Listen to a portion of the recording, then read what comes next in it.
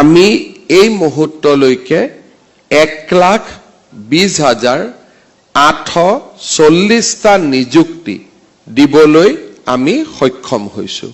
অৰ্থাৎ 2021 চনৰ পৰা 1,20,000 যুৱক যুৱতীয়ে চৰকাৰী চাকৰি পাবলৈ সক্ষম হৈছে।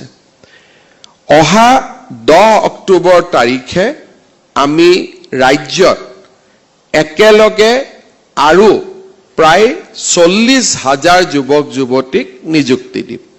নিৰ্বাচনৰ সময়ত আমি ৰাইজক প্ৰতিশ্ৰুতি দিছিলো যে আমাৰ চৰকাৰ ক্ষমতালৈ আহিলে আমি 1,00,000 যুৱক যুৱতীক স্বচ্ছতাৰে নিযুক্তি দিম।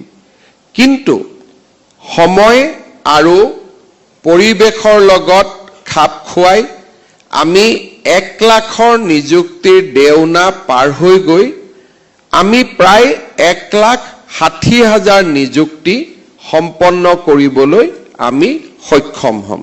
এই গোটেইকেইটা নিযুক্তিত আটাইতকৈ উল্লেখযোগ্য দিশটো হৈছে যে আমাৰ চৰকাৰে এতিয়ালৈকে কৰা নিযুক্তিত এটা নিযুক্তিৰ বিৰুদ্ধেও উচ্চ ন্যায়ালয়ত বা আন ন্যায়ালয়ত আবেদন হোৱা নাই আৰু এক প্ৰকাৰ ক'ব গ'লে সম্পূৰ্ণ ন্যায় আৰু স্বচ্ছতাৰ ভিত্তিত আমি নিযুক্তি কৰাৰ বাবেই কোনো যুৱক যুৱতীয়ে নিজকে বঞ্চিত অনুভৱ কৰা নাই আৰু আদালতত যোৱাৰো তেওঁলোকে পোষকতা কৰা নাই।